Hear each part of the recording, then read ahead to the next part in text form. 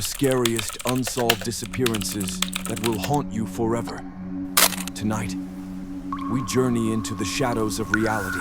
Stories where people vanish without reason, without logic, without a trace. These are not legends, not campfire tales. These are real cases of unsolved disappearances. And each one is more disturbing than the last. So lock your doors, turn down the lights, and prepare yourself. Because once you hear these stories, you'll never walk alone in the dark again. 1. The disappearance of Maura Murray. Imagine driving alone at night. Your car crashes. A stranger stops to help. You say you've already called for assistance. Minutes later, you're gone. No trace, no goodbye. Only silence. Beat of silence, then narration deepens. This is the story of Maura Murray, one of America's most haunting disappearances. The setup. In 2004, Maura Murray was 21 years old, a nursing student at the University of Massachusetts. Smart, athletic, loved by her family. But beneath the surface, cracks began to show. She had been caught in a minor credit card fraud. She had crashed her father's car. Her relationship was strained. And days before she vanished, something drove her to tears so severe that her supervisor had to escort her home. On February 9th, Maura emailed her professors saying she needed time away due to a family emergency. There was no emergency. She withdrew cash, bought alcohol, and drove north, away from campus, toward the desolate forests of New Hampshire. The crash shifted music to tense, heartbeat-like rhythm. At 7:27 p.m., on a dark stretch of Route 112 in Haverhill, New Hampshire, Maura's black Saturn skidded off the road. The airbags deployed. The windshield cracked. A passing bus driver stopped. He saw Maura standing outside her car, shaken but calm. He asked if she needed help. She refused. She said she had already called for assistance. The phone records prove she never did. When police arrived just minutes later, her car was empty. Her belongings were inside. The engine was still warm, but Maura was gone.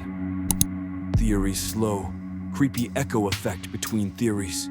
The escape. Some believe Maura wanted to vanish. The alcohol, the map, the secrecy.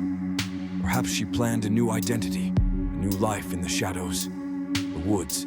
Others say she ran from the crash, disoriented and drunk, into the freezing night. Search teams combed the woods for years. No body, no clothing, no sign. The predator.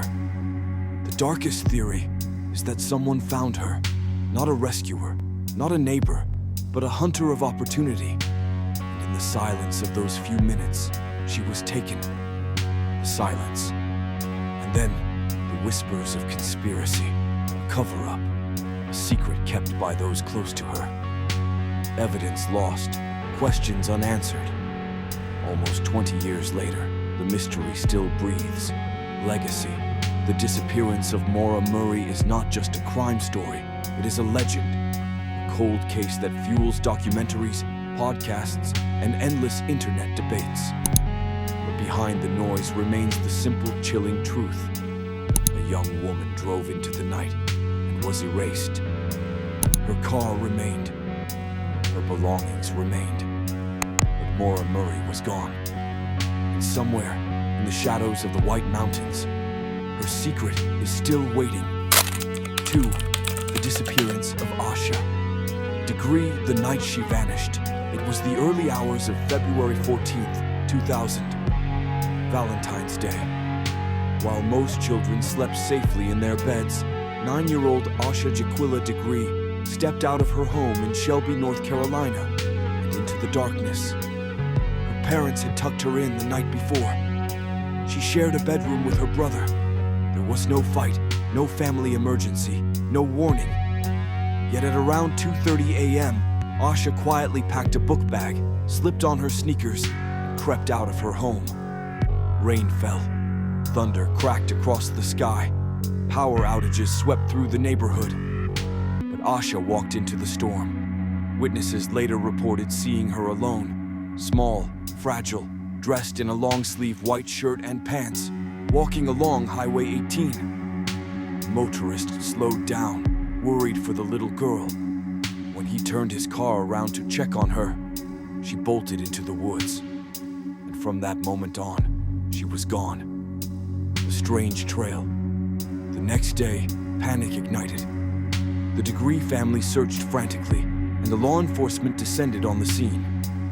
Near the spot where Asha was last seen, police found a single hair bow, hers.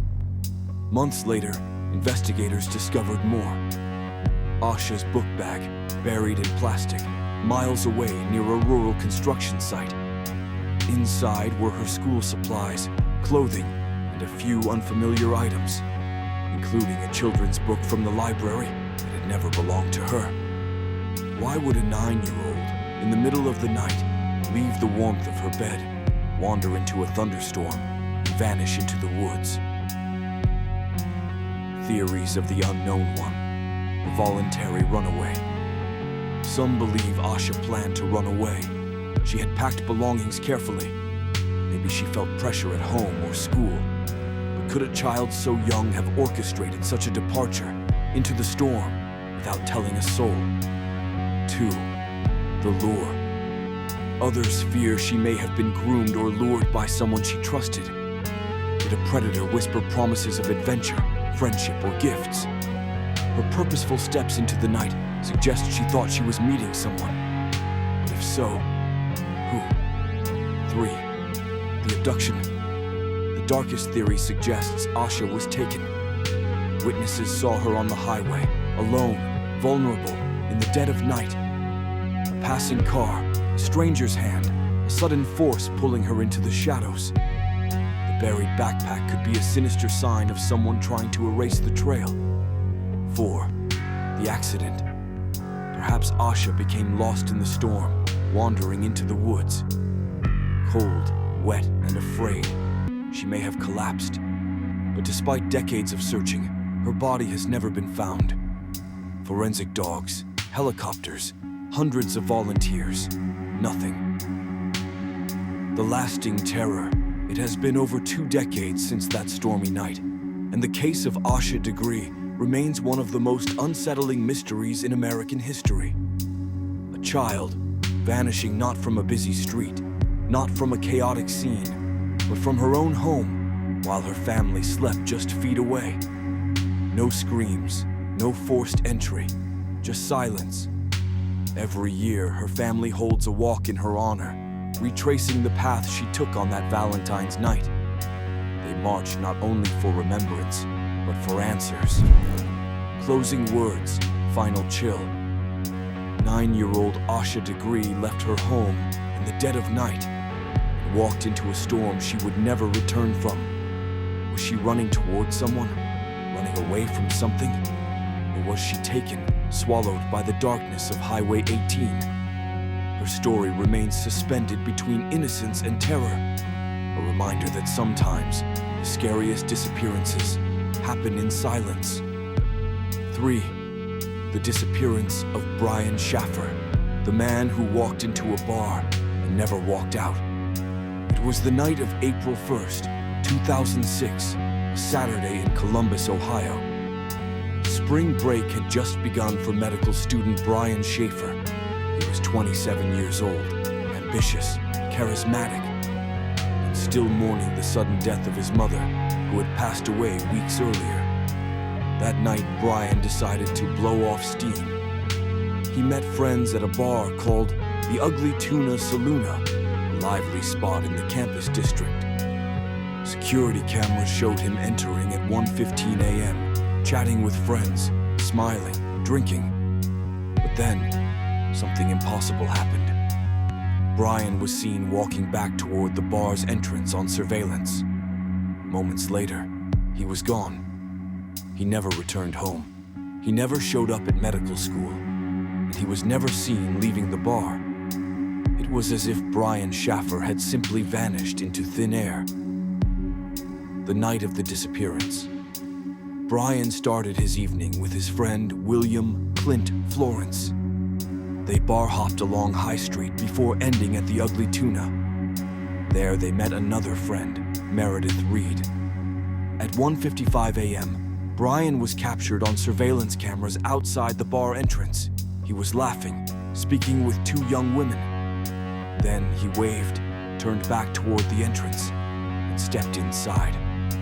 That was the last confirmed sighting. Security footage was thoroughly reviewed. Every patron leaving the bar that night was accounted for. Every exit was watched. Yet Brian was never filmed leaving. It's as if he entered and never came out. The investigation. When Brian didn't show up for a planned trip with his girlfriend the next morning, panic erupted. Police combed the bar, the surrounding area, and the city. They searched hospitals, rivers, alleys, construction sites. The Ugly Tuna had limited exits, one main entrance with cameras, a service door used only for staff, and a rear emergency exit leading to a dangerous construction site. Investigators found no sign of Brian using them. Friends were interrogated. Clint Florence, the last person with Brian that night, refused a polygraph and stopped cooperating. Suspicion lingered, but no evidence tied him or anyone to Brian's disappearance. Theories multiplied. The theories won, the hidden exit. Some speculate Brian slipped out through the service door and into the construction zone, perhaps intoxicated, perhaps seeking a shortcut. Did he fall into rubble, become trapped, and go undiscovered? Yet no trace was ever found. 2. The voluntary disappearance. Others whisper that Brian wanted to vanish. He had lost his mother. He was under immense pressure at medical school. Some wonder if he left everything behind to start a new life. But he left behind money, his passport, and his grieving father. 3. The abduction. Could someone have taken him? Crowded bar, loud music, intoxicated patrons. Was Brian lured out, forced into the night by someone unseen by cameras? No struggle was reported. No witness came forward. But the idea of a predator slipping past surveillance chills investigators to this day. 4. The bar conspiracy. Dark whispers suggest something more sinister inside the Ugly Tuna itself. Did someone in the bar harm him? Did he never leave because he was never meant to? Rumors of cover-ups, secrets, and silence still haunt the case. The legacy of terror for nearly 2 decades, Brian's disappearance has remained one of America's most haunting mysteries. A man simply erased under the cold gaze of surveillance cameras. His father, Derek Schaffer, spent years searching, only to die in a tragic accident in 2008, never knowing what happened to his son. Brian's brother Derek later said, "It feels like he was swallowed by the earth." And in a way, he was. Closing words, final chill. Brian Schaffer walked into a bar on April 1st, 2006. He laughed, he smiled, he promised a future. Then, without a sound, without a trace, he vanished. No witnesses, no evidence, no exit.